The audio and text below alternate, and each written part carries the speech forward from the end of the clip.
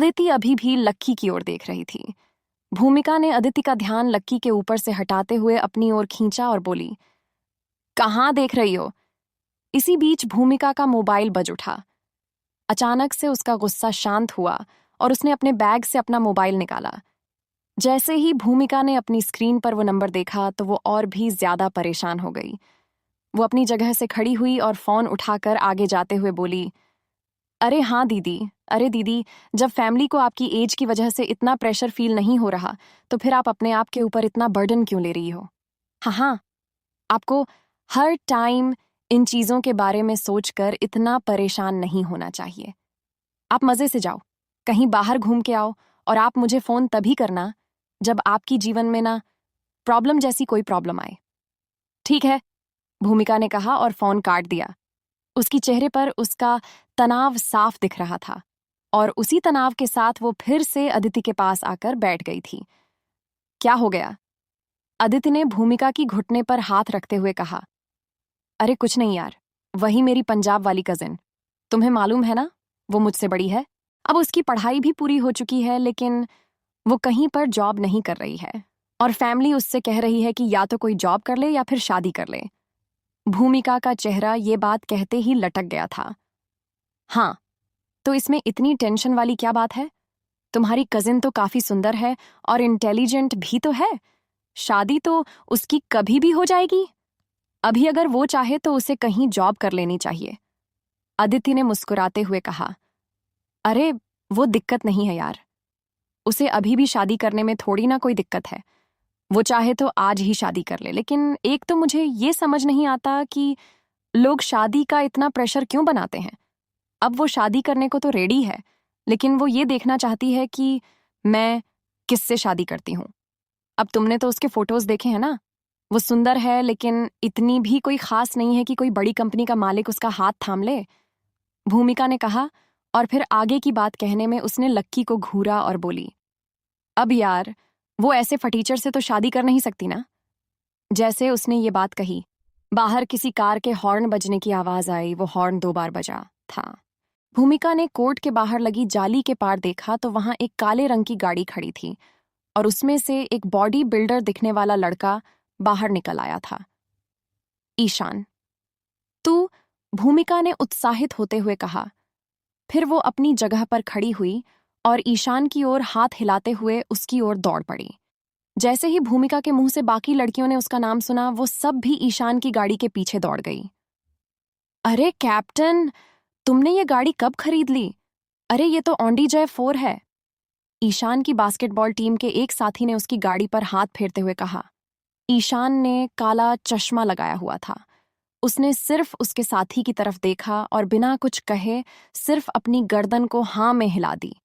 ईशान भाई तो तब से कार चला रहे हैं जब से वो 2nd ईयर में थे। वैसे ईशान भाई, ये कितने की पड़ी? एक लड़की ने पूछा। ईशान ने इस सवाल पर अपना चश्मा उतारा और बोला, ये कोई ज्यादा महंगी नहीं है, सब कुछ मिलाकर बस 56 लाख। मैं तो इसे सिर्फ तब तक ही चलाऊंगा जब तक यूनिवर्सिटी में पढ़ रहा हूं, यहां से निकलते ही।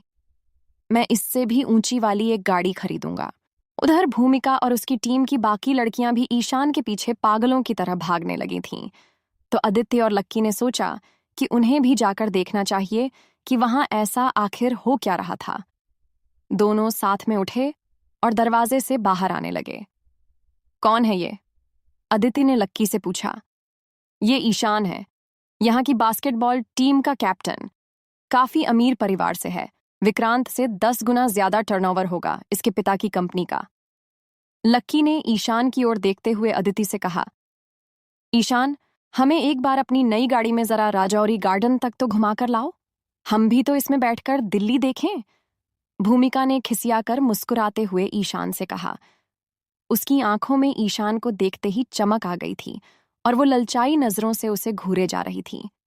इधर ईशान का जलवा ऐसा था कि उसकी टीम के एक खिलाड़ी ने अपनी जेब से सिगरेट निकालकर ईशान के लिए जला दी थी और फिर उसे थमा दी। ईशान ने उसमें से एक पफ लिया और भूमिका की ओर देखते हुए बोला, कोई दिक्कत नहीं है, चलो अभी घुमा कर लाते हैं तुम्हें राजौरी गार्डन। ईशान ने कहा और भूमिका की ओर देखकर मुस्कुराने लगा। जैसे ही भूमिका ने उसके मुंह से ये बात सुनी, उसे शर्म सी आ गई और उसके गाल मारे शर्म के सेब जैसे लाल हो गए। उसे देखकर ईशान को भी हंसी आ गई थी। उसने अपने सिगरेट से एक और पफ लिया और भूमिका को इस तरह से शर्माते हुए देखने लगा। भले ही ईशान को अपने पिता से यह कार खरीदवाने में काफी वक्त लगा था, लेकिन वो जानता था कि उसे इतना वक्त भूमिका को इसमें घुमाने में नहीं लगने वाला था। ईशान उन लड़कों में से नहीं था जो लड़कियों को सिर्फ घुमाकर ही छोड़ देता था।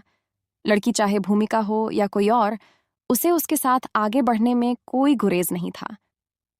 इधर भूमिका ने उसकी गाड़ी की फ्रंट सीट का दरवाजा खोला और गाड़ी की मखमली सीट पर बैठ गई। उसने पीछे की सीट पर अपनी उन 2 सहेलियों को बैठा लिया था, जिनसे उसे कोई खतरा नहीं था। अब वो यही सोच रही थी कि आखिर तीसरा जन कौन हो जिसे पीछे की सीट पर बैठाया जाए। इतने में उसने देखा कि विक्रांत भी वहीं पर खड़ा था। उसने भूमिका और ईशान की ओर मुस्कुराते हुए देखा और बोला, कैप्टन, आप ऐसे ऐसे अकेले ड्राइव पर जा रहे हो तो फिर हम लोग क्या करेंगे? ये गलत बात है। चीयर लीडर टीम यहाँ है तो बास्केटबॉल वाली टीम भी यहीं पर है ना। नई गाड़ी की पार्टी तो बनती है। क्यों ना हम आज दोनों टीमों का साथ में गेट टुगेदर कर लें। अच्छा, ऐसा करते हैं कि तुम लोग दिल्ली दरबार पहुंचो, ऑन ऑर्डर कर दो। मैं इन लोगों को थोड़ा इधर उधर घुमा कर लाता हूं और फिर हम लोग साथ में डिनर करते हैं। ईशान ने अपनी नई गाड़ी की मक्खन जैसी स्टीयरिंग को पकड़ते हुए कहा। जब ईशान और विक्रांत आज की पार्टी की प्लानिंग कर रहे थे, तभी भूमिका दीदी को ढूंढ रही थी। वो हर बार की तरह इस बार भी थोड़ी सी लेटी थी। अरे चल ना, जल्दी क्या है जो इतनी धीरे धीरे आ रही है, जल्दी आ जा। हम लोग आज डिनर के लिए दिल्ली दरबार जा रहे हैं। चल जल्दी आ। भूमिका ने अपना हाथ हिलाते हुए उससे कहा। अदिति भूमिका का इशारा देखते हुए कार की ओर बढ़ने लगी थी। रुको, लक्की को भी बुला के लाती हूं। अदिति ने लक्की की ओर देखते हुए कहा। उन सब लोगों से थोड़ा सा दूरी पर और दूरी बनाकर ही खड़ा था। अदिति साफ देख पा रही थी कि लक्की इन सब लोगों से अलग था, बहुत ही अलग। अगर ये सब तेल थे तो लक्की पानी। लक्की लक्की हमारे साथ चलने की सोच भी नहीं सकता। बहन, तुझे पता है दिल्ली दरबार में पर पर्सन क्या चार्जेस है? अगर उसे पैसा देना पड़ा ना तो उसे वहीं पर हार्ट अटैक आ जाएगा। भूमिका ने लक्की के ऊपर फफ्ती कसते हुए कहा। हाँ, जिन जगहों पर बैठकर हम लोग खाते हैं ना, उसने वो जगह ना अपनी जिंदगी में कभी देखी नहीं होगी, एक और लड़की ने कहा। और तुम उसके कपड़े तो देखो, उसके साथ साथ चलने में तो हमें भी शर्म आ जाएगी। इसलिए बेटर यही है कि तुम उसे यहीं से टाटा बाय बाय कर लो और हमारे साथ चलो। एक और लड़की ने भूमिका की बात का समर्थन करते हुए कहा। चाहे फुटबॉल वालों की टीम हो या फिर चीयर लीडर्स की टीम, वो लोग लक्की का मजाक उड़ाने, उसकी टांग खींचने का कोई मौका नहीं छोड़ते थे। वो उसके साथ खाना तक खाना पसंद नहीं करते थे। उन लोगों के लिए लक्की का उसके आसपास होना सिर्फ एक मजाक से ज्यादा और कुछ नहीं था। अदिति लेकिन उसके बारे में ऐसी कोई बात नहीं करना चाहती थी। उन लोगों की बातों को सुनकर समझ गई थी कि बाकी लोग लक्की से कितनी नफरत करते थे, और अगर ऐसे में लक्की को अपने साथ चलने के लिए कहती तो बाकी लोगों को बुरा लग सकता था।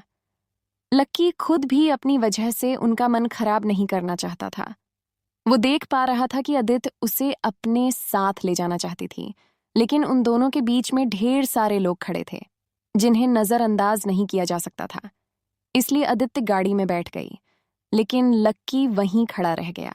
भूमिका ने उसे अदिति की ओर देखते हुए देखा तो उसे गुस्सा आ गया और उसने शीशा नीचे करते हुए कहा, हमारे बैग और हमारे बाकी के सामान अलमारी में रख देना, ध्यान रखना उसमें से कुछ छूट ना जाए। भूमिका ने कहा और फिर से गाड़ी का शीशा चढ़ा लिया। गाड़ी आगे बढ़ गई और अदिति की नजरें पीछे लक्की पर ही चिपकी रह गईं। लक्की ने भी उसे कुछ दूर तक तो देखा और फिर वो अपनी जेब में हाथ डालकर वापस बास्केटबॉल कोर्ट की ओर बढ़ने लगा। जैसे ही वो कोर्ट के अंदर दाखिल होने वाला था, तभी उसका फोन बजा। फोन की दूसरी तरफ काशीनाथ जी थे। लक्की सर, रुस्तम डांगी का भी फोन आया था। उसने कहा है कि चिंता करने की कोई जरूरत नहीं है, मामला निपट चुका है। अच्छा, ठीक है, लक्की ने कहा और अपना फोन रख दिया। उसके परिवार की पहुंच बहुत दूर दूर तक थी। अभी 1 घंटे पहले ही उसने काशीनाथ जी को फोन किया था और इतनी सी देर में उसका काम भी हो गया था। लेकिन उसे पता था कि कोयल तक ये बात पहुंचने में थोड़ा सा वक्त लगने वाला था। लगभग शाम को 6 बजे के करीब जब लक्की जॉगिंग करने लगा था, तब उसके फोन पर अमित का फोन आया। अमित की आवाज से ही लग रहा था कि वो बहुत खुश था। भाई, कहाँ है तू? मैं तुझे कैसे बताऊं कि क्या हो गया है यार? अमित ने कहा। मैं ग्राउंड पर हूं यार, जॉगिंग कर रहा हूं और मुझे पता है कि कोयल का मैटर सॉल्व हो गया है। लक्की ने अमित को एक और झटका देते हुए कहा। जैसे ही अमित ने उसके मुंह से ये खबर सुनी तो उसके पैरों तले जमीन खिसक गई। उसका मुंह खुला का खुला रह गया और उसने उधर से कहा, अरे अरे भाई, तुझे कैसे पता? सच में यही हुआ है। अभी 20 मिनट पहले ही कोयल के पापा का फोन आया और उन्होंने कहा कि चिंता की कोई बात नहीं है, मैटर सॉल्व हो गया है। लेकिन तू बता ना, तुझे कैसे पता चला? अरे यार, मुझे तेरी आवाज से पता चल गया पगले। अगर मैटर सॉल्व नहीं हुआ होता तो तू इतना खुश थोड़ी होता।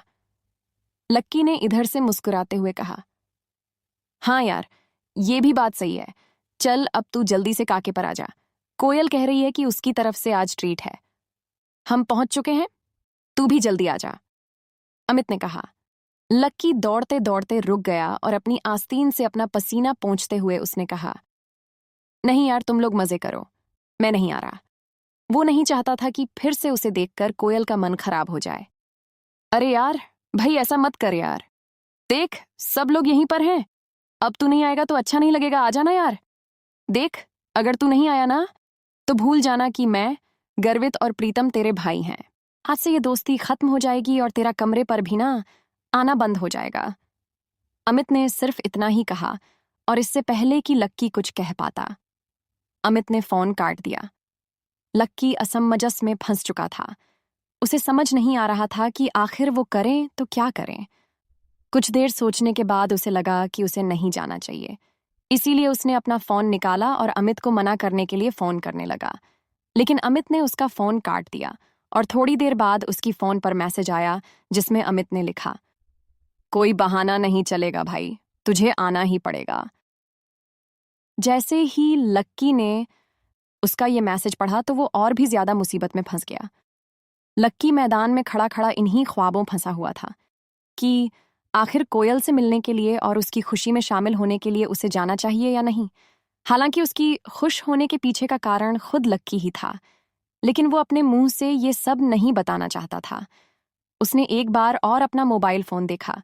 उस पर अमित का वही मैसेज उसकी स्क्रीन पर दिखाई दे रहा था। चलो, दोस्त के लिए थोड़ी और बेइज्जती सही, लक्की ने अपने आप से कहा और फिर मैदान से बाहर निकल आया। इधर कोयल अपने बाकी दोस्तों के साथ आ चुकी थी। उसके साथ एक ही टेबल पर 10 लोग बैठे हुए थे। दिशा, मानसी, रोशनी के अलावा भी कोयल के कुछ एक दोस्त थीं जो आज वहां नजर आ रही थी। वहीं अमित के साथ गर्वित और प्रीतम भी थे। कोयल के साथ उसका एक और दोस्त तनय भी वहीं पर बैठा हुआ था। देखने से वो सभी कोयल के पुराने दोस्त लग रहे थे। कुछ देर बाद लक्की भी वहां पहुंच गया था। जैसे ही लक्की वहां पहुंचा, उसने सबसे पहले कोयल को देखा। इधर कोयल, जो कि अपने दोस्तों से बातें करने में मशगूल थी, उसने लक्की को देखा और देखते ही उसकी आंखों में उसके लिए गुस्सा उतर आया। भले ही लक्की ने उसके लिए इतना कुछ कर दिया था, लेकिन फिर भी लक्की के लिए उसका गुस्सा था कि शांत होने का नाम ही नहीं ले रहा था। जैसे ही लक्की उनकी टेबल के पास पहुंचा, कोयल ने कहा, तुम फिर से यहां आ गए, मैंने तो तुम्हें नहीं बुलाया था। इस बार कोयल के कहे से लक्की का गुस्सा बढ़ गया था। सभी लोग कोयल की इस बात से हैरान थे। लक्की के दोस्त भी कोयल को बस देखे जा रहे थे। लक्की कोयल की नजरों में अपने लिए इतनी नफरत नहीं देख सकता था। अब लक्की क्या करने वाला था? क्या वो यहां से उठकर चला जाता या गुस्से का घूंट पीकर वहीं बैठ जाता? कोयल की बातें सुनकर लक्की का मन तो खराब हो ही गया था, लेकिन आज कोयल का मूड काफी अच्छा था, इसलिए उसने लक्की से कहा, चलो, अब मेरा मूड ठीक है, तो अब आ ही गए हो तो बैठ जाओ। कोयल ने कहते हुए लक्की को देखा भी नहीं था। उसने बिना देखे ही उसे कहा और फिर से अपने दोस्तों के साथ बात करने में जुट गई। लक्की वहीं का वहीं खड़ा रह गया था। वो कोयल की पीठ देख रहा था और उसकी उन बातों की वजह से उसके दिल में थोड़ा सा गुस्सा बढ़ने भी लगा था। इससे पहले कि वो कोयल से कुछ कहता, अमित उसके पास आया और लक्की के कानों में बोला, अरे यार, तू उसकी बात का बुरा मत मान यार। चल, तेरा भाई आज खुश है, तू मेरे साथ बैठ जाना, आजा, अमित ने कहा और उसे उसका हाथ पकड़कर ले जाने लगा। लक्की भी उसके पीछे चला गया और अमित के पास जाकर बैठ गया। फिर उसने गर्वित और प्रीतम की तरफ हाथ उठा दिया। उधर जैसे ही लक्की वहां जाकर बैठा, कोयल ने फिर उसे घूर कर देखा, लेकिन इस बार लक्की ने उसकी तरफ नहीं देखा था। उसने जानबूझकर कोयल से अपनी नजरों को दूर कर लिया था ताकि उसे जरा सा भी गुस्सा ना आ सके। कोयल, ये वही लड़का है ना, और तेरी ट्रीट में इसका क्या काम है? कोयल की एक दोस्त ने लक्की की ओर टेढ़ी नजरों से देखा और पूछा। बाकी के लोग जो लक्की के बारे में नहीं जानते थे और उसके बारे में सिर्फ उसके कपड़े को देखकर अपने मन में राय बना रहे थे, वो भी कोयल को ऐसे ही सवालिया नजरों से देख रहे थे। जब कोयल ने देखा कि सारी नजरें उसकी ओर घूम गई थीं, तो उसने लक्की के बारे में बताना शुरू करते हुए कहा, ये भाई बहुत ही कमाल के इंसान हैं। इनसे बड़ा अजूबा ना आपको पूरी दिल्ली में कहीं भी देखने को नहीं मिलेगा। कल सुबह ये पैसे निकालने के लिए बैंक में गए। पता है कौन से bank? New city bank. New city bank का नाम सुनते ही उन सब लोगों के मुंह खुले के खुले रह गए थे। ऐसा नहीं था कि उन्होंने कभी इस बैंक का नाम नहीं सुना था। बात सिर्फ इतनी सी थी कि लक्की का हुलिया देखकर कोई सपने में नहीं सोच सकता था कि ये आदमी न्यू सिटी बैंक भी जा सकता है। इससे पहले कि कोई कुछ कहता, कोयल ने अपनी बात पूरी करते हुए कहा, और वहां जाकर ये मैनेजर से कह रहे हैं कि मुझे पैसे निकालने हैं। मैनेजर ने इससे पूछा, आपका कार्ड कहाँ है? तो इन भाई साहब ने बोला कि मेरे पास तो कोई कार्ड ही नहीं है। कोयल का इतना कहना हुआ कि वहां बैठे कुछ लोगों के चेहरे पर हंसी आ गई। वो बार बार लक्की को देखे जा रहे थे और हंस रहे थे, और बाकी के लोग जैसे अमित और रोशनी लोगों को सच पता था, इसलिए वो लोग चुपचाप बैठे हुए थे। थोड़ी ही देर बाद वेटर ने ऑर्डर सर्व कर दिया था और इस दौरान लक्की सिर्फ अमित, गर्वित और प्रीतम से ही बात कर रहा था। कोयल और उसके दोस्त की तरफ वो देख भी नहीं रहा था। प्लेट में एक पकौड़ा उठाते हुए कोयल ने जोर से कहा, और फिर पता है उसके बाद क्या हुआ? लॉयन ग्रुप का सीईओ क्रांति रायजादा, मोहित रायजादा का बाप, सीधा मेरे पिताजी के ऑफिस आए और मेरे पापा के सामने हाथ जोड़कर उसने माफी मांगी है। इससे कहते हैं जैसे को तैसे। हाँ, लेकिन कोयल, मैं एक बात कहूं, मुझे नहीं लगता तेरी फैमिली ने ये प्रॉब्लम इतनी आसानी से सॉल्व कर ली होगी यार, लॉयन ग्रुप एक बहुत बड़ा ग्रुप है। वो दिल्ली की टॉप 10 कंपनीज में से एक है, एक लड़के ने कहा। हाँ, मुझे भी यही लगता है। क्रांति रायजादा कितना पावरफुल आदमी है, इसके बारे में पूरी दिल्ली जानती है। उसके तेवर किसी से भी छुपे नहीं है यार। एक बार अगर वो किसी की बैंड बजाने की सोच लेता है ना, तो फिर वो इतनी आसानी से सामने वाले को छोड़ता नहीं है। वो चाहे तो किसी भी कंपनी को गायब करवा दे, और तेरे पापा ने उसे इतनी आसानी से हरा दिया। ये मुझे कुछ हजम नहीं हो रहा है यार, एक और लड़के ने कहा। हाँ, हो सकता है कि इसमें किसी और का भी हाथ हो, एक और लड़के ने कहा। कोयल उन सब लोगों की बातें सुनकर चिढ़ गई थी। उसे लग रहा था कि सब लोग उसकी इस जीत को उस तरह से नहीं देख रहे थे, इसलिए उसने भी जोश जोश में कहा, हाँ, तो तुम क्या मेरे पापा को कोई छोटा मोटा आदमी समझते हो? मेरे पापा के आगे ना क्रांति रायजादा जैसे 10 आदमी पानी भरते हैं। वो चाहे तो एक झटके में मोहित और उसके बाप को हमारी कंपनी के गेट पर गार्ड की नौकरी पर रख सकते हैं। मेरे पापा के आगे वो जीरो हैं। फिर भी तुम लोगों को विश्वास नहीं हो रहा है ना कि ये उन्होंने किया या नहीं? तो चलो, मैं तुम्हारे सामने उन्हीं से पूछ लेती हूँ। फिर कोयल ने अपने पर्स में से अपना फोन निकाला और उसके पिता का नंबर मिलाया। फिर उसने फोन का स्पीकर भी चालू कर दिया ताकि जो भी बात कर रही थी उसे उसके बाकी दोस्त भी सुन पाए। 4 घंटी जाने के बाद ही उसके पिता ने फोन उठाया, और फोन उठाते ही कोयल ने उनसे सीधा सवाल पूछ लिया, पापा, आपने इस मैटर को सॉल्व करने के लिए बाहर से किसी की मदद ली थी क्या? ये कहते ही कोयल को एहसास हुआ कि वो जिन शब्दों का इस्तेमाल कर रही थी वो गलत थे। उसे सस्पेंस में फंसा देखकर खुश हो रहा था। आज सुबह ही उसके पिताजी ने जब उसे फोन किया था तो फोन पर खूब खरी खोटी सुनाई थी। उन्होंने उसे कहा था कि उसे देखकर किसी भी आदमी से उलझना चाहिए, और साथ ही उन्होंने ये भी कहा था कि वो क्रांति रायजादा जैसे आदमी का कुछ नहीं बिगाड़ सकते थे। लेकिन अब कोयल अपने ही जोश के जाल में फंस चुकी थी। फिर भी उसे लगा कि हो सकता है कि उसके पिता को पहले ऐसे किसी आदमी के बारे में याद नहीं आया हो और बाद में याद आ गया हो और उसी ने उनकी मदद कर दी हो। जब कोयल अपने मन में ये सब ख्याली पुलाव पका रही थी, तभी उधर से उसके पिता ने कहा, कोयल, मैं कहाँ से किसी की मदद लेता? अगर मैं किसी की मदद ले पाता तो आज सुबह मैं ये क्यों कहता कि जाओ, तुम्हें रात मोहित के साथ ही बितानी पड़ेगी। हाँ, मैंने माना कि उससे में मैंने गुस्से में वो सब कहा था, लेकिन फिर भी मेरे पास कोई रास्ता नहीं था। उसके पिता ने कहा, लेकिन वो ये भूल गए थे कि उनकी ये बात न सिर्फ कोयल बल्कि उसके दोस्त भी सुन रहे थे। कोयल का चेहरा अपने पिता के शब्दों को सुन लेने के बाद शर्म से लाल हो गया था। वो मन ही मन यही सोच रही थी कि इधर जब उसके दोस्त उन दोनों की बातों को सुन रहे थे, तो वैसे में उसके पिता आखिर उसके बारे में ऐसी बात कैसे कर सकते थे? वो मोहित के साथ रात बिताने वाली बात को इतना जोर से कैसे बोल सकते थे? कोयल के चेहरे की चमक मानो उड़ गई थी और वो तुरंत आगे की बात करने के लिए अपनी जगह से उठकर एक कोने में चली गई थी। पापा, तो आपने किसी की भी मदद नहीं ली थी? कोयल ने फिर से अपने पापा से पूछा। उसे अपने ही पिता की बात पर विश्वास नहीं हो रहा था। उसके पिता ने इधर फिर से कहा, अरे बेटा, अगर मैं इस मैटर में किसी की मदद ले पाता तो मैं फिर तुम्हें रात मोहित के साथ बिताने के लिए क्यों कहता? इस बात को दोबारा अपने पिता के मुंह से सुनना कोयल के लिए बर्दाश्त के बाहर हो गया था। उसने अपनी आंखें बंद की और फिर एक बार ऊपर की ओर देखते हुए बोली, पापा, प्लीज, आप बार बार ये बोलना बंद करोगे या नहीं? अभी मैं अपने दोस्तों के साथ बैठी थी, तब आपने ये बोला था। अब मैं कोने में आ गई थी, फिर भी आप यही बोल रहे हो पापा। क्यों मेरी इज्जत की वाट लगा रहे हो? मेरे सारे दोस्त ये सब सुन रहे थे। क्या तुम्हारे साथ तुम्हारे दोस्त भी हैं? माफ करना, मुझे मालूम नहीं था, और मालूम भी कैसे होता? तुमने ये थोड़ी ना मुझे बताया कि तुम अपने दोस्तों के साथ हो। तुमको पहले बोलना चाहिए था ना, या तुम अपने फोन का लाउड स्पीकर बंद करके रखती। उसके पिता ने उसे उस ओर से उलटा झाड़ते हुए कहा, अरे पापा, ठीक है ना अब? आप क्या चाहते हो, मैं किसी गड्ढे में जाकर अपनी जान दे दूं? कोयल ने अपना ही सिर पकड़कर कहा।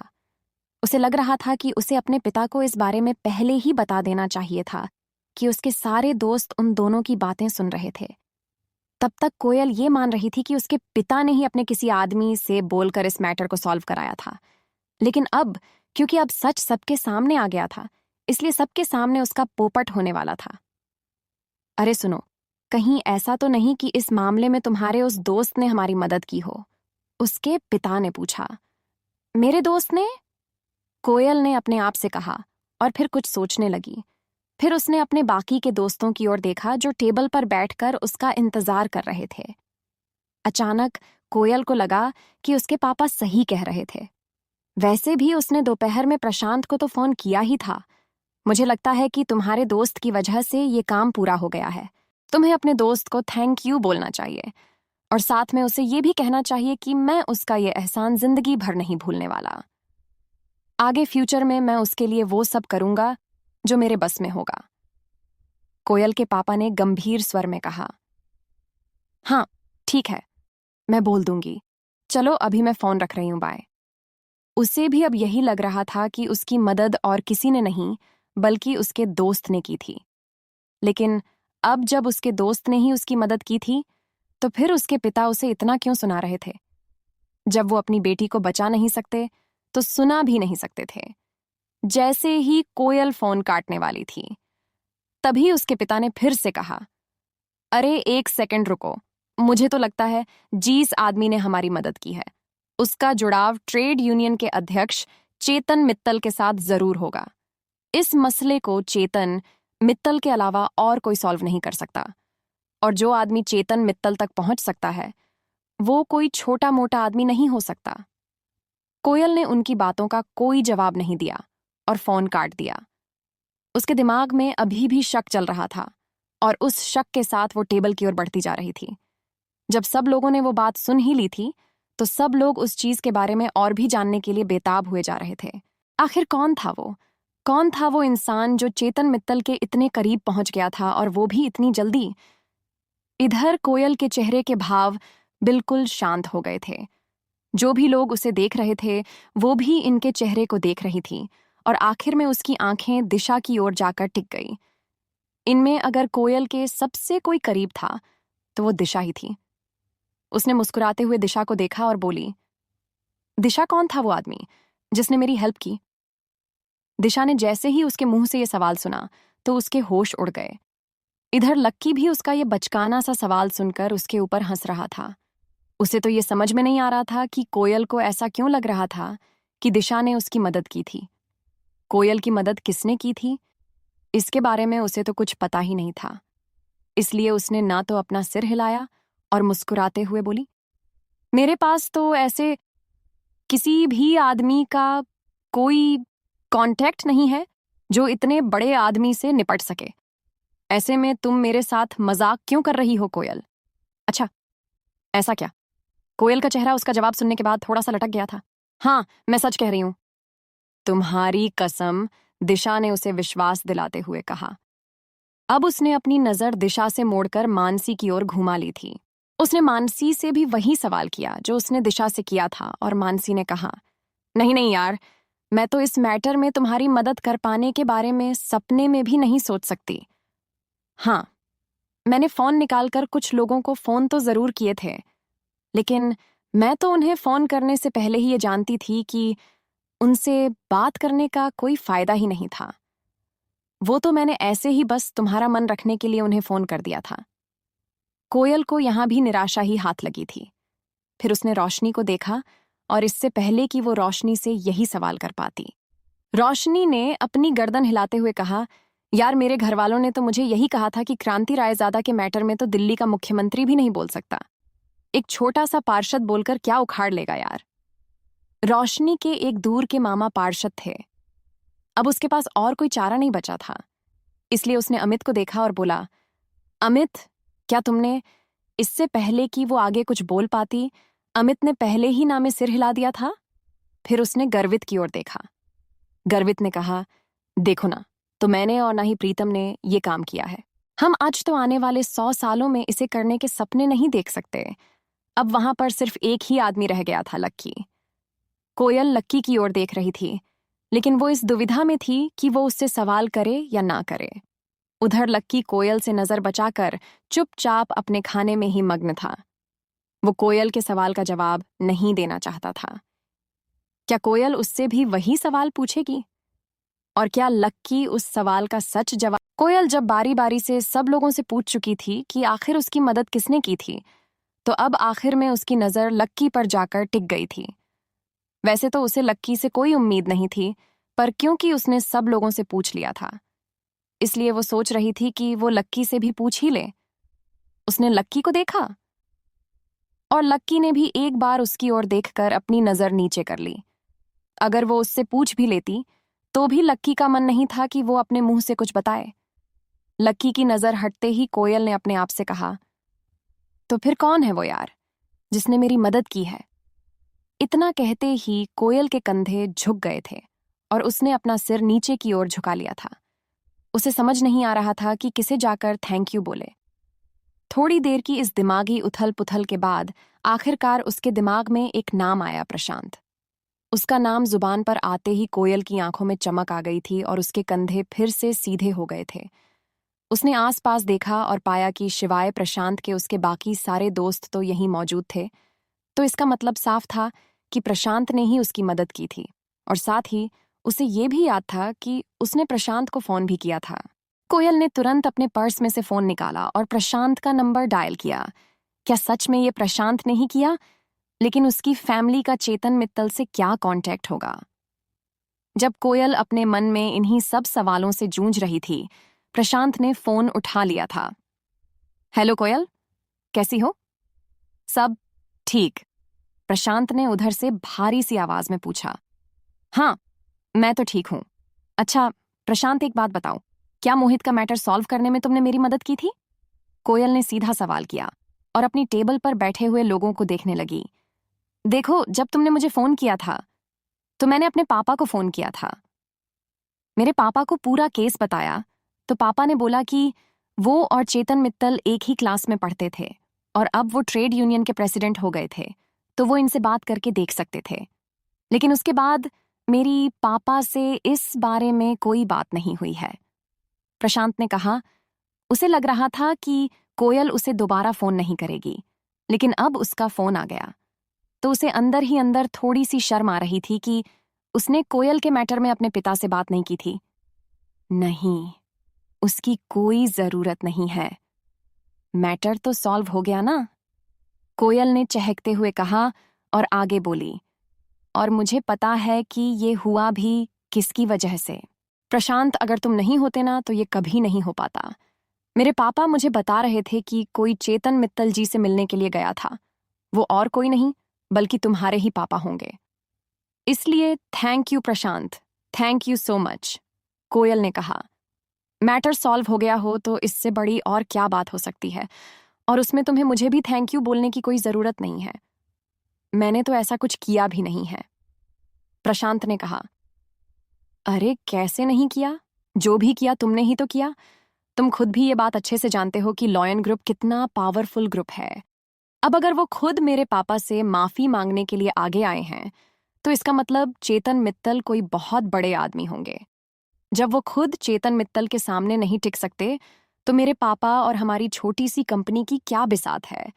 इसीलिए तुम्हें तो थैंक यू बोलना बनता है, कोयल ने कहा। अचानक से उसकी आंखों में वो डर फिर से उभर आया था जो दोपहर में उसे महसूस हो रहा था। अगर प्रशांत नहीं होता तो मोहित और उसके पिता ना जाने कोयल के साथ क्या कर बैठते। इसलिए वो प्रशांत और उसके पापा का दिल से शुक्रिया कह रही थी। उसकी आंखें फोन पर बात करते करते भर आई थीं। अरे ऐसा कुछ नहीं है, तुम ऐसा मत सोचा करो, प्रशांत ने उधर से मुस्कुराते हुए कहा। एक काम करो ना प्रशांत, तुम सीधे यूनिवर्सिटी के पास काके पर आ जाओ। यहाँ हम सारे दोस्त बैठे हुए हैं।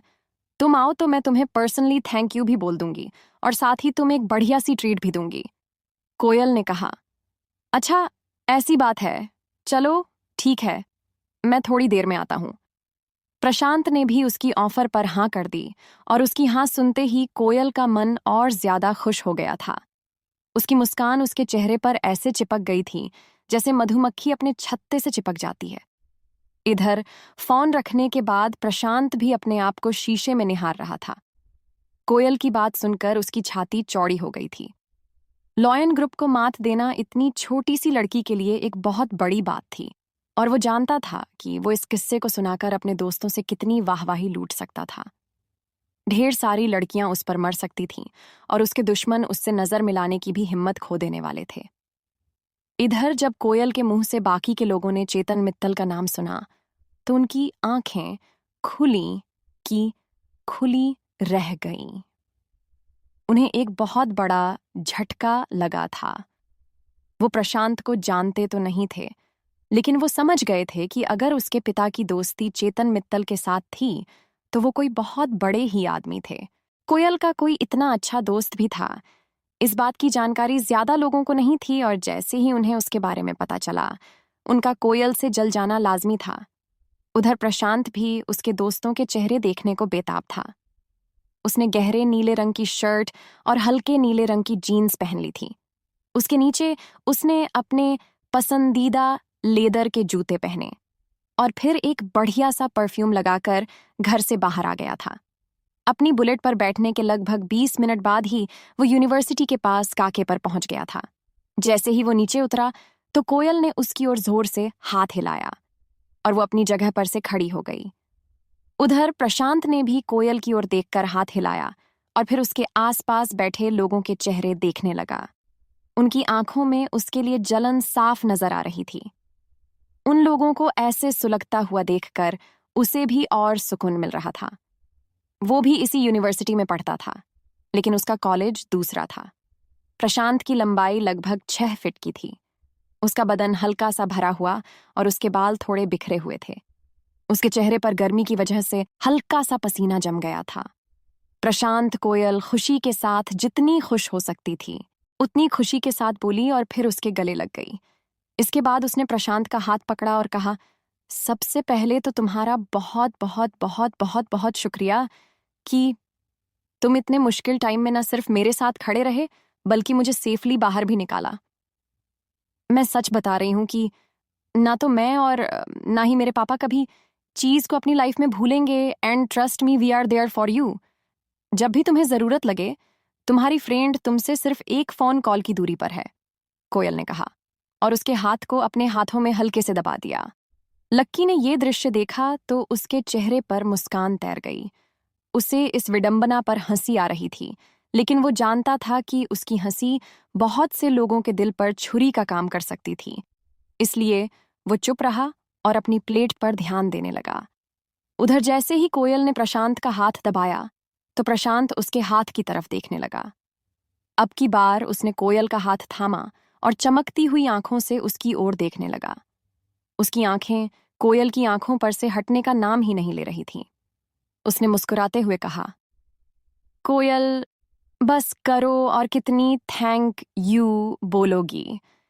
मेरे लिए ये सब करना कोई बड़ी बात नहीं थी, और फिर जब तुम्हारी बात थी तो मैं अपनी जान पर भी खेलने के लिए रेडी था। कोयल को उसकी इस बात पर शर्म आ गई। वो थोड़ा सा हंसी और फिर शर्मा कर नीचे की ओर देखने लगी। उसके बाद वो और एक बार प्रशांत से गले मिली और उसे अपने साथ टेबल पर ले गई। जैसे ही सबने प्रशांत को टेबल की ओर आते हुए देखा तो ना चाहते हुए भी सब अपनी अपनी जगह पर से खड़े हो गए। प्रशांत का रवैया ही ऐसा था कि वो लोग अपने आप को रोक नहीं पाए। सब लोगों ने अपने कांटे और चम्मच छोड़ दी सिवाय लक्की के। उसने प्रशांत की ओर बस एक बार देखा, थोड़ा सा मुस्कुराए और फिर अपनी प्लेट की ओर देखने लगा। अमित और गर्वित उसे खड़े होने का इशारा भी कर रहे थे, लेकिन वो खड़ा नहीं हुआ। कोयल को पहले ही लक्की के ऊपर बहुत गुस्सा आ रहा था, और जब उसने ऐसी हरकत की तब तो वो उसके ऊपर फटने के लिए तैयार हो गई थी। लेकिन फिर उसने एक गहरी सी सांस ली और अपने आप को शांत कर लिया। वो प्रशांत के सामने अपना वैसा रूप दिखाकर अपना इंप्रेशन खराब नहीं करना चाहती थी। अरे, आप सब मुझे देखकर खड़े क्यों हो गए? मैं यूनिवर्सिटी का कोई प्रेसिडेंट थोड़ी हूं। आप लोग बैठ सकते हैं प्लीज। प्रशांत ने भी मिलती हुई इज्जत के सामने कुछ ज्यादा ही बड़प्पन दिखाते हुए कहा। लक्की को मन ही मन हंसी आ रही थी। एक तरफ तो वो था जिसे अपने हिस्से की इज्जत नहीं मिल रही थी, और दूसरी तरफ ये था जो दूसरे की शादी में खुद दूल्हा बनकर घूम रहा था। जैसे ही प्रशांत ने ये कहा, सभी लोग बैठ गए। उसकी बात सुनकर ही लोगों को ऐसा लग रहा था कि वो सच में कोई बहुत बड़ा आदमी था। आओ, तुम मेरे साथ बैठो। कोयल ने फिर से प्रशांत का हाथ पकड़ने का एक बहाना ढूंढते हुए कहा और उसे अपने साथ अपने स्टूल पर ले गई। वैसे तो वो स्टूल 2 लोगों के हिसाब से ही बना था, लेकिन क्योंकि प्रशांत काफी हट्टा कट्टा और बड़े से डील डोले वाला आदमी था, इसलिए उस एक स्टूल पर सिर्फ वहीं बैठ सकता था। अब उसके बैठ जाने के बाद के लिए जगह नहीं बची थी। अरे, बाकी लोग थोड़ा थोड़ा सरको, रोशनी ने कहा, और सब लोग थोड़ी थोड़ी जगह भी बनाने लगे। सब लोग पहले ही काफी चिपक कर बैठे हुए थे, इसलिए उनके खिसकने का कोई फायदा नहीं हुआ था। अब कोयल और प्रशांत को काफी फंसा हुआ महसूस हो रहा था। इसी बीच लक्की चुपचाप अपना खाना खा रहा था। जैसे ही कोयल ने उसे देखा, तुरंत उसके दिमाग में एक ख्याल आया। वो लक्की का शिकार करने के लिए तैयार हो गई थी, और इसलिए उसने लक्की की ओर देखते हुए कहा। लक्की जैसे ही लक्की ने कोयल के मुंह से अपना नाम सुना, वो समझ गया था कि क्या आने वाला था। उसने जैसे ही अपनी नजर उठाई तो उसने देखा कि कोयल उसे घिन्न भरी नजरों से देख रही थी। उसकी आंखों को देखकर लक्की ने पहले ही अपना कांटा रोक लिया था। वो कोयल का मुंह खुलने का इंतजार कर रहा था। इधर अमित और रोशनी भी एक दूसरे की ओर देख रहे थे, और इससे पहले कि रोशनी कोयल से कुछ कह पाती, कोयल ने लक्की से कहा, लक्की, मेरे हिसाब से तुम फ्री हो गए होगे ना? वैसे भी तुम इनवाइटेड तो थे नहीं, और उसके बाद भी तुम काफी कुछ खा चुके हो। फिर भी तुम्हें अगर भूख लग रही हो तो तुम्हारे लिए कुछ मैं पैक करवा देती हूँ। तुम अपने रूम पर जाओ और वहां पर जाकर आराम से खा लो। कोयल की बातें तो बहुत कड़वी थीं, लेकिन वो इतना मुस्कुराकर ये सब कह रही थी कि लोग समझ नहीं पा रहे थे कि वो लक्की की बेइज्जती कर रही थी, और अमित को तो बहुत बुरा लग रहा था, लेकिन वो भी इन सब में कुछ नहीं कर सकते थे। बाकी लोग जो अभी तक हंस रहे थे, बोल रहे थे, वो भी लक्की को देखकर खामोश हो गए थे। कोयल की ऐसी बात सुनकर लक्की का चेहरा उतर गया। उसे लग रहा था कि उसके दिल में किसी ने छुरा घोंप दिया था। उसे इस बात पर पछतावा हो रहा था कि आखिर उसने इस लड़की की मदद की ही क्यों की। वो चाहता तो अभी 1 मिनट के अंदर इस पूरे खेल को सिर्फ एक चाल से पलट सकता था, लेकिन वो बाकी लोगों की तरह शो ऑफ नहीं करना चाहता था। कोयल ने वो दिन नहीं देखे थे जिन्हें लक्की अभी जी कर आ रहा था, इसलिए कुछ पलों के गुस्से के बाद उसके चेहरे पर मुस्कान आ गई थी। उसने अपना सिर हाँ में हिलाया और अपना कांटा प्लेट में रखकर टिश्यू से अपना हाथ पोंछकर वहां से उठकर बाहर जाने लगा। लक्की के लिए ये किसी जहर की घूंट से कम नहीं था। भले ही कोयल उसकी कुछ लगती नहीं थी, लेकिन उसकी बोली गई बातें उसके दिल में अभी भी चुभ रही थीं। लेकिन इसमें गलती कोयल की भी नहीं है। जो दिखता है वही बिकता है। आदमी की वैल्यू नहीं है, उसके कपड़ों की वैल्यू है।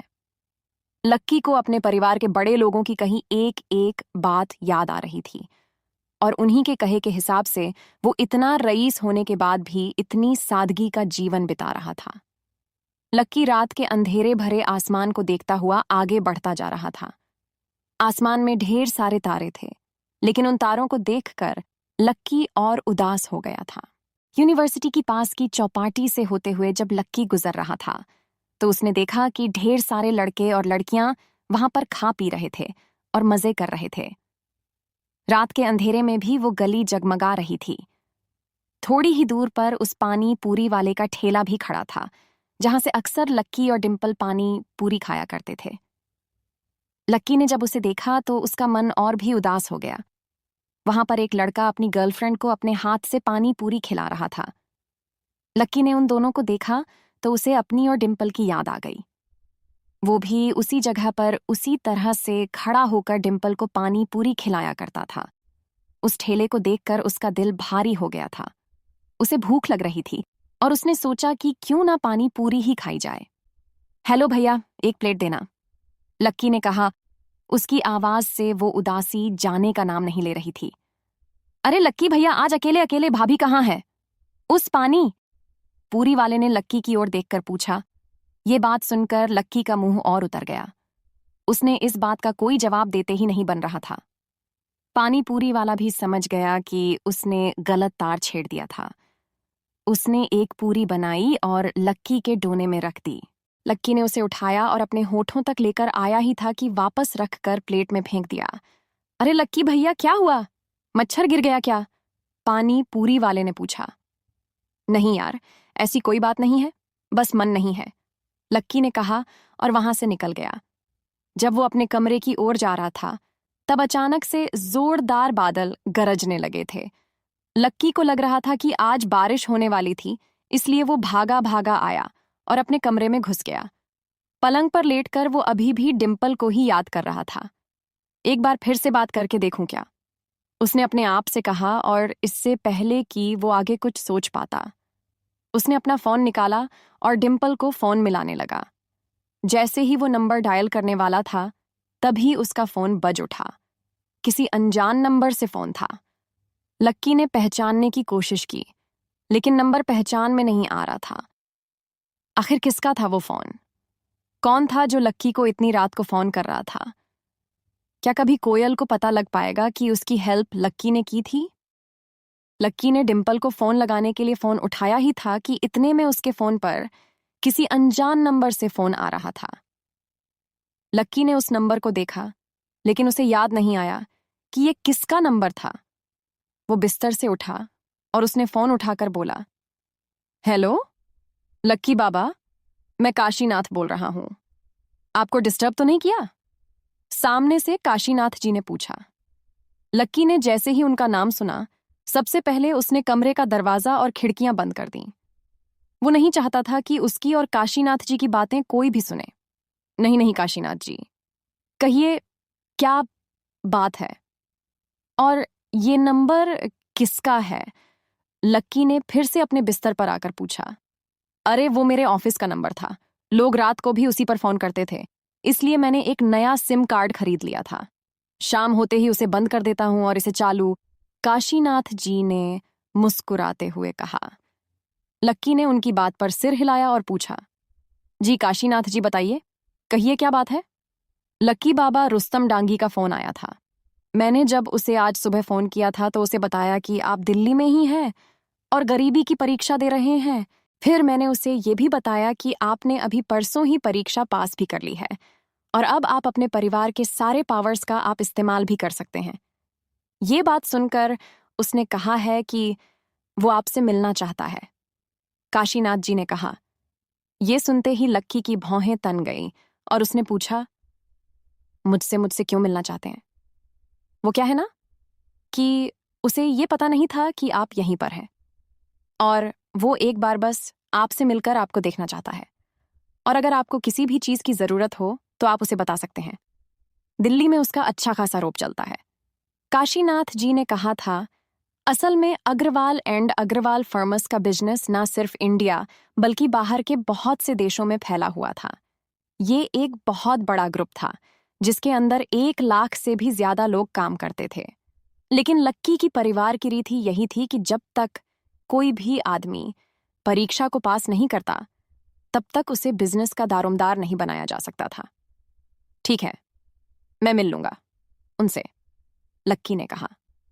वो वैसे भी बहुत सीधा और साधारण सा आदमी था और इतने सालों बाद अपनी कंपनी के लोगों से मिलना उसके लिए कुछ नया होने वाला था। ठीक है, तो मैं उसे फोन कर देता हूँ, वो कल सुबह ही आपसे मिलने के लिए आपके कॉलेज पहुंच जाएगा, काशीनाथ जी ने कहा। नहीं, आप उन्हें कॉलेज मत भेजिए, आप मुझे उनका एड्रेस दे दीजिए, मैं खुद ही उनसे मिलने के लिए चला जाऊंगा। वैसे भी यहां पर मिलना ठीक नहीं होगा, लक्की ने कहा। वो रुस्तम डांगी को कॉलेज में बुलाकर जबरदस्ती की हवाबाजी नहीं करना चाहता था। वो जानता था कि अगर किसी ने रुस्तम के साथ उसे देख लिया तो लोग उससे सवाल पूछ पूछ कर उसका जीना दुश्वार कर देंगे और वो अभी कुछ दिन और आराम से सुकून से जीना चाहता था। एक बार यहां से बाहर निकलने के बाद तो उसे कंपनी के हिसाब से अपनी लाइफस्टाइल को बदलना ही था। लेकिन लक्की बाबा, आप परिवार का हिस्सा है। आने वाले वक्त में आपको इसकी कमान संभालना है। ऐसे में अगर आप उनसे मिलने के लिए जाएंगे तो ये नियमों के खिलाफ हो जाएगा ना। रुस्तम डांगी तो सिर्फ दिल्ली और उसके आसपास का ही इलाका देखता है। ऐसे में आपका उससे मिलने के लिए परेशान होना कहाँ तक ठीक है? मैं उसी को बोल देता हूँ, वो आपसे मिल लेगा, काशीनाथ जी ने फिर से जिद करते हुए कहा। वो नहीं चाहते थे कि लक्की कमान संभालने से पहले ही लोगों के सामने इतना सीधा नजर आने लगे, वरना लोग उसकी परवाह करना बंद कर देते। नहीं काशीनाथ जी, मुझे लगता है कि आप कुछ ज्यादा ही सोच रहे हैं। ऐसी कोई बात नहीं है, बल्कि जब तक मैं काम नहीं संभालता तब तक तो मैं उनसे मिलने के लिए जा ही सकता हूं।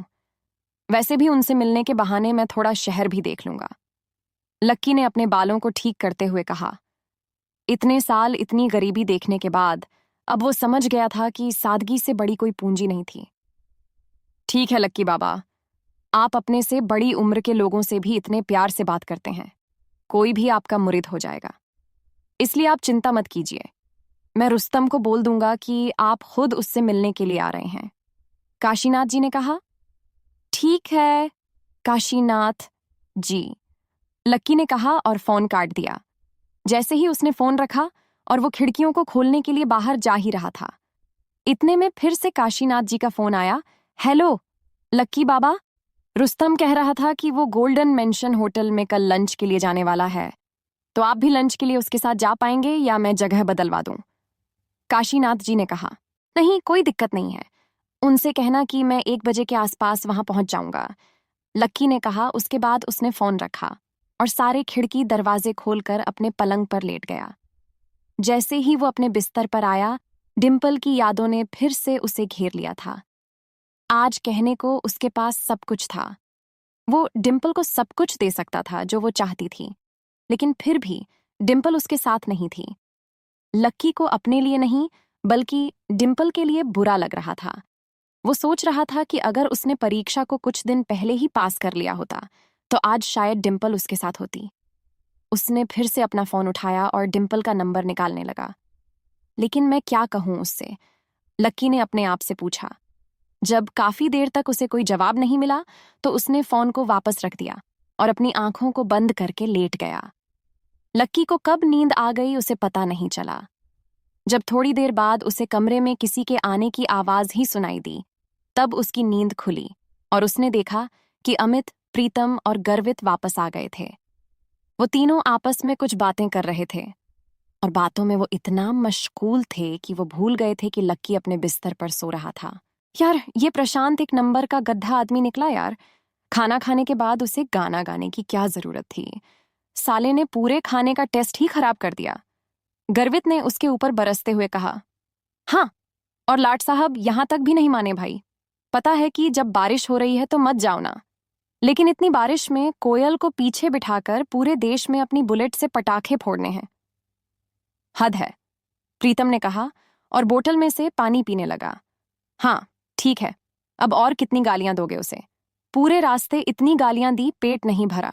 उधर देखो, लक्की सो रहा है, इसलिए उसे परेशान मत करो, अमित ने कहा और लक्की की ओर देखने लगा। उसकी आंखें आधी खुली और आधी बंद थीं। गर्वित और प्रीतम फ्रेश होने के लिए चले गए और अमित भी अपना तौलिया लेकर उनके पीछे पीछे हो लिया। अगले दिन जब सुबह हुई तो आसमान काफी साफ नजर आ रहा था। कल की बारिश के बाद कैंपस, सड़कें और मैदान सब धुल चुके थे। जिस हिसाब से पानी भरा हुआ था, उसे देखकर तो यही लग रहा था कि बारिश पूरी रात ही चली थी।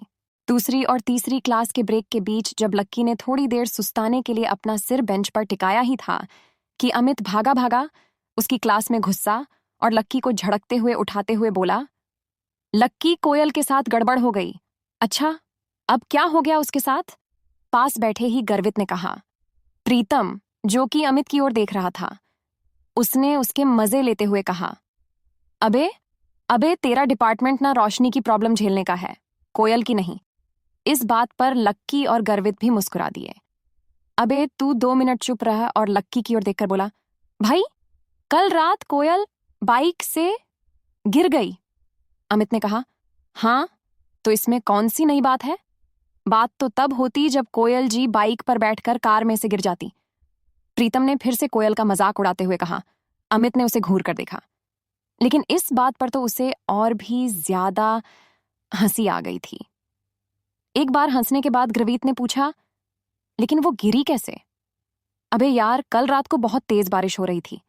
अब वो और प्रशांत जोश जोश में बाइक पर दिल्ली नापने निकल गए। बस थोड़ी ही देर में उनकी बाइक कहीं पर फिसली और मैडम गिर गई। अमित ने कहा, अच्छा, तो फिर उसे बचाने कौन आया?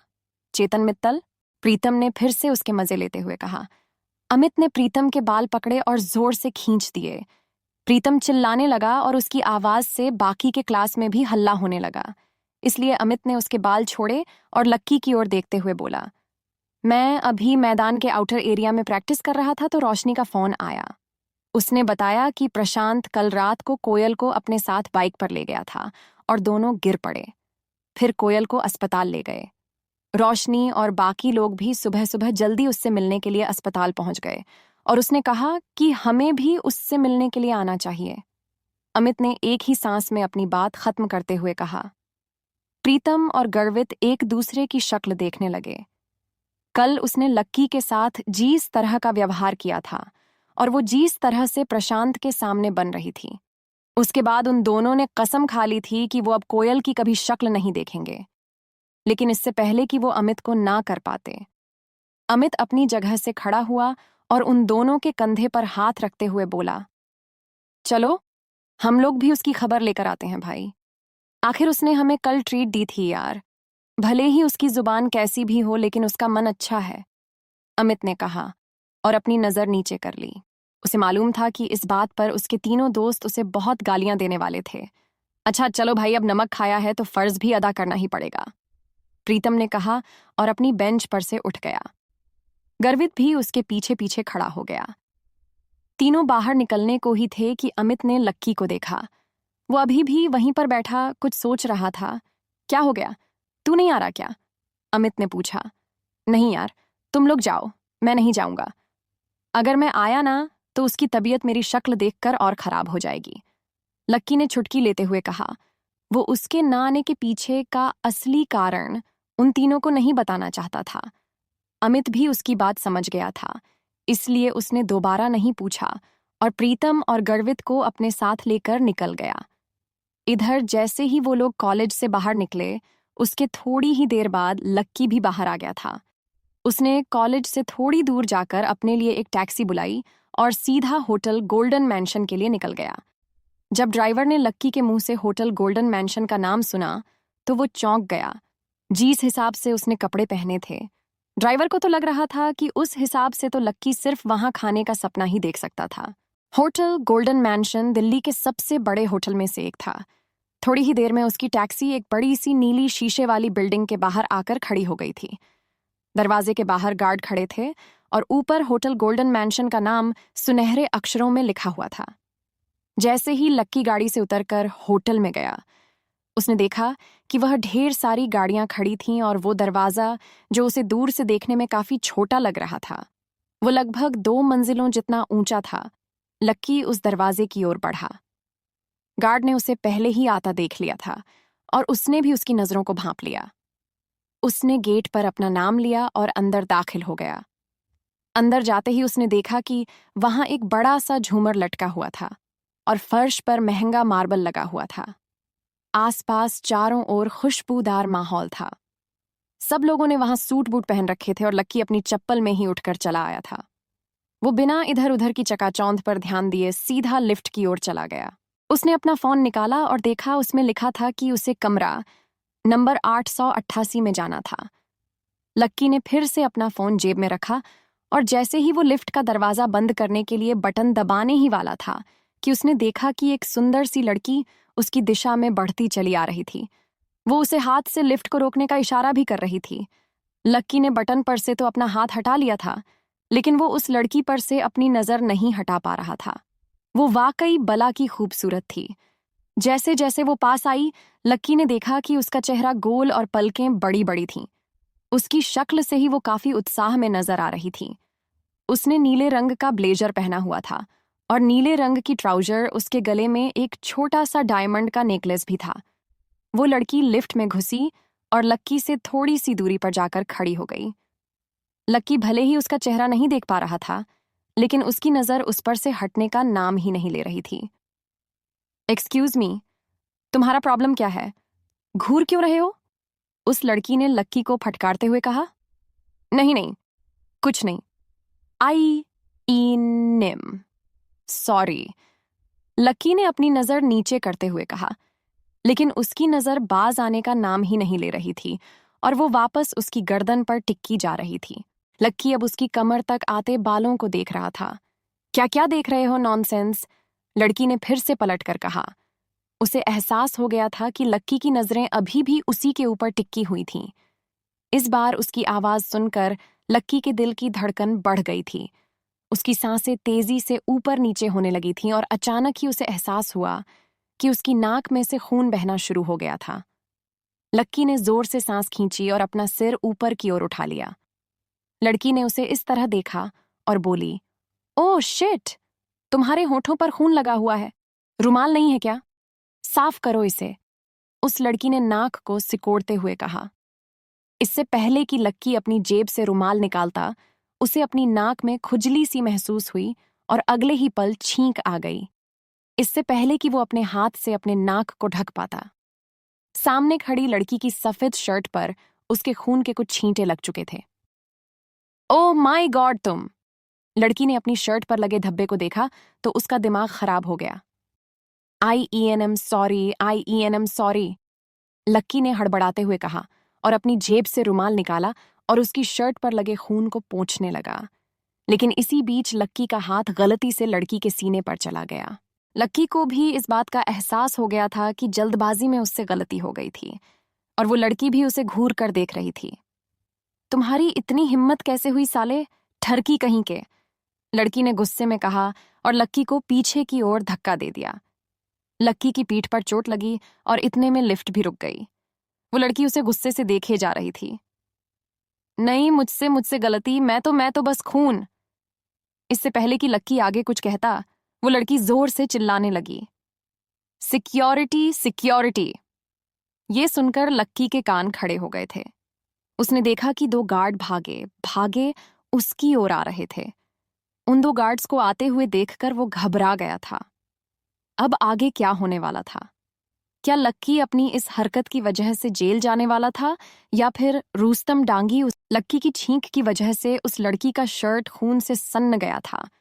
सफेद रंग के सूती शर्ट के ऊपर खून के धब्बे गिरकर फैल गए थे। लेकिन लड़की के मन में मल्लाल इस बात का नहीं था कि उसकी शर्ट पर खून फैल गया था। उसे मल्लाल इस बात का था कि लक्की ने उसके साथ छेड़खानी की थी। इससे पहले कि लक्की उसे अपनी ओर से कुछ समझा पाता, उस लड़की ने सिक्योरिटी को बुला लिया था। लिफ्ट खड़ी थी और वो लड़की लिफ्ट के बाहर आ गई थी। लक्की भी उसे समझाने के लिए उसके पीछे पीछे बाहर आ गया था, लेकिन तब तक 2 गार्ड उसकी दिशा में आए और उसे पकड़ लिया। क्या हुआ मैडम, क्या बात है? एक गार्ड ने उस लड़की से पूछा। वो देख पा रहा था कि उस लड़की का शर्ट खून से सन्न गया था और उसके चेहरे पर घबराहट साफ नजर आ रही थी। इस आदमी ने मेरे साथ बदतमीजी की है। पहले तो उसने जानबूझकर मेरी शर्ट पर छींका, जिसकी वजह से मेरी शर्ट खराब हो गई, और फिर इसने अपने रुमाल से मेरे शर्ट को साफ करने की बहाने मेरे साथ छेड़खानी की है। जैसे ही लड़की ने अपनी बात खत्म की, उन दोनों गार्ड ने लक्की को घूर कर देखा। ऊपर से नीचे तक देखने पर उन्होंने पाया कि लक्की की शक्ल तो शरीफों जैसी ही थी, लेकिन उसका हुलिया इस बात की गवाही दे रहा था कि वो कितना बड़ा बदमाश था। क्या रे, बहुत लड़कियां छेड़ रहा है? कहाँ से आया है तू और घुसने किसने दिया तेरे को? अंदर एक गार्ड ने उसकी बाजू को कसकर पकड़ा। लक्की को समझ नहीं आ रहा था कि वो क्या करे। सुनिए, आप गलत समझ रही हैं। मैं कोई बदमाश नहीं हूं और ना ही मैं आपके साथ कोई बदतमीजी कर रहा था। लेकिन जैसे ही आपने मुझे डांटा, मुझे अपनी गलती का एहसास हो गया था। वो तो अचानक पता नहीं कैसे मेरी नाक से खून निकल आने लगा और फिर उसमें इचिंग हुई और मुझे छींक आ गई। आप जैसा समझ रही है वैसा आदमी नहीं हूं मैं। इससे पहले कि लक्की अपनी बात पूरी कर पाता, उस लड़की ने बीच में ही उसकी बात को काटते हुए कहा, अच्छा, ऐसा सोच भी मत लेना कि तुम इंग्लिश बोलकर बच जाओगे। जो तुमने किया है ना, उसके बाद तुम बच नहीं पाओगे। मैं अभी पुलिस को कॉल करूंगी और फिर वो तुम्हें अपनी भाषा में समझाएंगे। जैसे ही उस लड़की ने पुलिस का नाम लिया, लक्की के साथ साथ दोनों गार्ड के भी कान खड़े हो गए। वो ये देख पा रहे थे कि लड़की को बहुत गुस्सा आ रहा था और पुलिस के पास जाने का उसका अधिकार भी था, लेकिन उन्हें डर इस बात का था कि अगर वो पुलिस को बुलाती तो उनकी होटल की बहुत बदनामी हो सकती थी। इसलिए एक गार्ड ने तुरंत मोर्चा संभाला और लक्की को उसके सामने जोर से हिलाते हुए बोला, अरे मैडम, ऐसे सड़क छाप पॉकेटमार आदमी के लिए पुलिस क्यों बुलाना? हम है ना, इसे तो हम ही ठीक कर देंगे। क्यों? सुरेश पहले गार्ड ने अपने साथ वाले गार्ड को इशारा किया और उसने लक्की की ओर अपना डंडा ताना ही था कि इतने में लड़की बोली, नहीं, आप लोग इससे टेंच भी नहीं करेंगे, आप सिर्फ उसे पकड़ कर रखिए। मैं अब भी पुलिस को बुलाती हूँ, वो इससे निपटेंगे, उस लड़की ने कहा और अपने पर्स में से फोन निकाला। और वो फोन मिलाने ही वाली थी कि इतने में फिर से उस गार्ड ने कहा, अरे मैडम, क्यों पुलिस को परेशान कर रही हो? हम है ना, हम भी उतना ही धोते हैं जितना पुलिस धोती है, दूसरे गार्ड ने कहा और फिर उसने लक्की के सिर पर डंडा तान दिया। इतने में लक्की चिल्लाया और बोला, नहीं, अब मैडम नहीं, मैं पुलिस को बुलाऊंगा और मामला सिर्फ पुलिस तक नहीं, कोर्ट तक जाएगा। मैं इनके ऊपर डिफॉर्मेशन का केस करूंगा, मैं इनके ऊपर हरासमेंट का केस करूंगा, और तुम दोनों में से किसी ने भी मुझे हाथ लगाया तो तुम दोनों भी अंदर जाओगे, इसलिए छोड़ो मुझे राइट नाउ, लक्की ने चिल्लाते हुए कहा। उस जैसे आदमी से इतनी बड़ी धमकी सुन लेने के बाद तो उनके होश ही उड़ गए थे। वो दोनों घबराए हुए एक दूसरे को देख रहे थे। वहीं लक्की और उस लड़की की आंखों का गुस्सा शांत होने का नाम नहीं ले रहा था। अब क्या करें? पहले गार्ड ने कहा, मैनेजर को बोला। दूसरे ने कहा। पहले ने तुरंत अपनी जेब से वॉकी निकाला और चालू किया। लक्की और वो लड़की दोनों ही उस गार्ड को देखने लगे। इससे पहले कि मैनेजर लाइन पर आता, एक साथ लक्की और उस लड़की का फोन बज उठा। हेलो जी, हाँ सर, मैं होटल आ गई हूं, लेकिन सर, एक बदतमीज आदमी की वजह से मेरे कपड़े खराब हो गए हैं। लड़की ने लक्की को घूर कर देखा और कहा, हाँ हाँ, मैं अभी आ रहा हूं, बस एक मैडम है, उन्हें थोड़ी सी मिसअंडरस्टैंडिंग हो गई है, वो सॉर्ट आउट कर रहा हूं, बस आ ही रहा हूं। उसको देख के लक्की ने कहा, और दोनों ने एक वक्त में ही फोन रखा। लड़की के लिए अब वहां रुकना और इस बहस में पड़ना बहुत भारी हो गया था। उसकी एक बहुत जरूरी मीटिंग थी और उसके लिए वो लेट हो रही थी। इसलिए लड़की ने लक्की को देखा और बोली, आज तुम्हें मेरी मीटिंग ने बचा लिया, लेकिन तुम चिंता मत करो। मीटिंग हो जाने के बाद मैं तुम्हें बताऊंगी कि मैं कौन हूं। उस लड़की ने सिर्फ इतना कहा और लक्की का एक फोटो खींच लिया। इससे पहले कि वो अपना चेहरा ढक पाता, उसकी आंखों के सामने फ्लैश चमक चुका था। लड़की ने फोन अपने पर्स में डाला और वहां से निकल गई। लक्की ने उसे देखा और फिर अपनी शर्ट ठीक की। दोनों गार्ड अभी भी वहीं खड़े थे। लक्की ने एक से पूछा, ये रूम नंबर 888 किस तरफ है? उसका सवाल सुनते ही उस गार्ड का मुंह खुला का खुला रह गया था। उसने बड़ी बड़ी आंखों से लक्की को देखा और पूछा, आपको 888 में जाना है? लक्की ने हाँ, मैं गर्दन हिलाई। सर, 888 उस तरफ है, उस गार्ड ने इशारे से बताया। और लक्की अपनी दाईं ओर मुड़कर आगे बढ़ने लगा।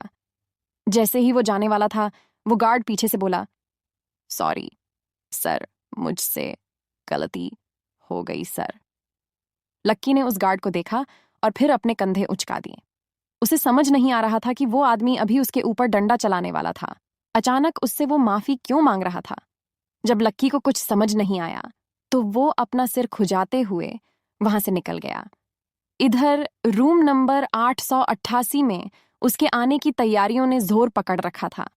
ढेर सारे लोग पहले से उसके इंतजार में वहां आकर खड़े हो गए थे। एक 50 साल का आदमी भी दरवाजे पर खड़ा था। उसने बढ़िया सा सूट पहना हुआ था और वो होटल गोल्डन मैंशन के मैनेजर से बात कर रहा था। सब तैयार है ना? मैनेजर ने उसकी बात सुनी और बोला, जी सर, आप चिंता ना करें। जैसा आपने बोला था वैसा का वैसा हमने सारा अरेंजमेंट करके दिया है। रुस्तम सर ने जो भी लिखवाया था वो सभी लंच के लिए बनवाया गया है।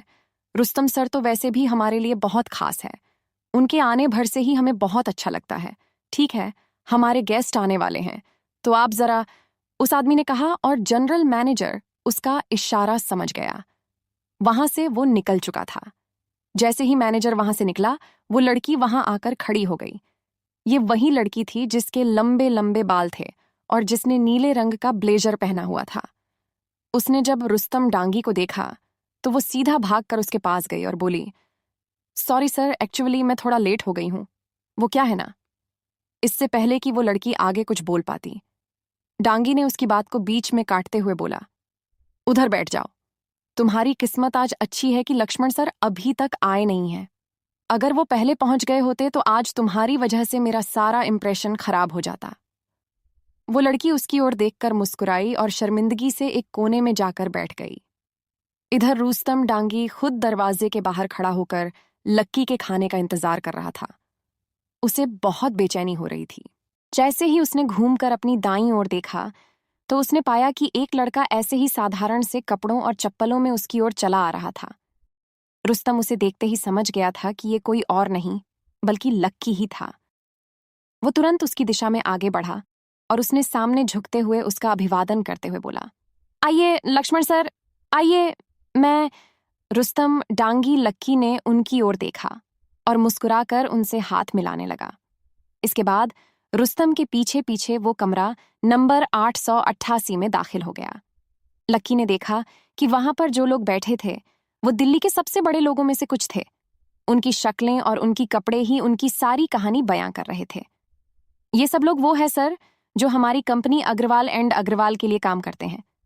सारे टॉप ऑफिशियल्स हैं, रुस्तम ने कहा और फिर लक्की को सबसे मिलवाते हुए बोला, ये हमारे अग्रवाल परिवार के सबसे बड़े बेटे लक्ष्मण लाल अग्रवाल। आपका स्वागत है सर। सभी लोगों ने एक ही सुर में कहा। उस लड़की ने जैसे ही लक्की को वहां खड़ा देखा, तो उसका परिचय सुना तो उसके पैरों के नीचे से जमीन खिसक गई। उसने अपने बुरे सपने में भी ये नहीं सोचा था कि उसके ऊपर खून छींकने वाला कोई और नहीं, बल्कि उसके बॉस का भी बॉस होगा। आज तो उस लड़की को नींद ही नहीं आने वाली थी। उसे ऐसा लग रहा था कि उसका ब्लड प्रेशर बढ़ गया था और उसका दिल कभी भी धड़कना बंद कर सकता था। इधर लक्की ने भी इतनी भीड़ में उस लड़की को दूर से ही देख लिया था। उसे भी इस बात की उम्मीद नहीं थी कि उन दोनों की मुलाकात इतनी जल्दी और इस कमरे में होने वाली थी। लक्की को अपनी जहन में सिर्फ एक बात ही याद आ रही थी कि वक्त बदलते देर नहीं लगती। लक्की ने बाकी लोगों से नजरें मिलाने से पहले एक बार और उस लड़की को देखा। उसे मालूम था कि वो थोड़ा सा बदतमीज हो रहा था, लेकिन वो जानता था कि अब की बार वो लड़की उसके देखने से भी उसे कुछ नहीं कहने वाली थी। लेकिन अगले ही पल लक्की को लगा कि वो कुछ गलत कर रहा था, और इसलिए उसने अपनी नजर उस लड़की से हटाकर बाकी के लोगों पर टीका दी। प्लीज आप लोग सब बैठ जाइए, प्लीज, लक्की ने बहुत ही शांत स्वर में कहा। सर, आप भी प्लीज बैठिए, रुस्तम ने कहा, और लक्की को उस लड़की के पास ही लगी सीट पर बैठाने के लिए ऑफर कर दिया। उसके हाथ का इशारा देखते ही लक्की के मन में ढेर सारे सवाल उभरने लगे थे। जब रुस्तम ने देखा कि वो लड़की की ओर सवालिया निगाहों से देख रहा था, तो वो बीच में आया और बोला, सर, ये हमारी कंपनी की इंफॉर्मेशन डिपार्टमेंट की डायरेक्टर है, रागिनी दत्ता। जैसे ही उसका नाम लिया गया, रागिनी लक्की को देखकर मुस्कुराने लगी। हालांकि उसकी मुस्कान देखकर ये लक्की समझ गया था कि वो काफी फीकी थी। उसमें लक्की के लिए काफी घबराहट थी, लेकिन अब ऐसी कड़वाहट देखने की लक्की को आदत हो चुकी थी, इसलिए उसे इस चीज से कोई फर्क नहीं पड़ रहा था। सर, आप जरा सबसे पहले इसे छकिए, ये मैंने खुद अपने हाथों से आपके लिए बनाया है, रुस्तम ने लक्की के सामने एक प्लेट पर कश्मीरी पुलाव परोसते हुए कहा। अच्छा, लक्की ने कहा, और एक चम्मच से उस प्लेट में रखी डिशेस का थोड़ा सा हिस्सा लेकर अपने मुंह में डाल दिया। जैसे ही उसका जायका उसके मुंह में खुला, लक्की का दिल कुतुब मीनार पर चढ़ गया था। उसने बहुत सालों बाद इतना कुछ अच्छा खाया था। खाना पेट के अंदर चला गया था, लेकिन उसका जायका उसके मुंह में ही रह गया था। लक्की के छकने के बाद जब बाकी के लोगों ने भी उसे छका, तो उनके मुंह में रुस्तम की करछी सी छाप उभर आई। जायका ऐसा घुला कि सबके मुंह से वाह निकल गया। उसके बाद तो जमकर लोगों ने खाना खाया कि पूछो मत।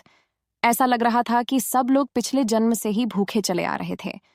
खाने के आगे सब लोग अपने ओहदे, अपने पद, अपने पते, अपने जात और अपना नाम तक भूल गए थे। इतना जमकर खाना खाया गया कि किसी की बर्तन के अंदर कुछ भी बाकी नहीं रह गया था। लक्की ने भी आज न जाने कितने दिनों बाद जमकर खाया था। सालों के बाद आज उसका पेट फुल हो गया था। सर, आपका हो गया या कुछ और मंगवाऊं? रुस्तम ने प्यार से पूछा। वो लक्की को देखकर ही समझ गया था कि आज उसे खाने में मजा ही आ गया था। नहीं, मेरा पेट तो भर गया है, लक्की ने कहा। ठीक है सर, आइए तो मैं आपको आराम करवाने के लिए थोड़ी देर रेस्ट हाउस में ले जाता हूं, रुस्तम ने कहा।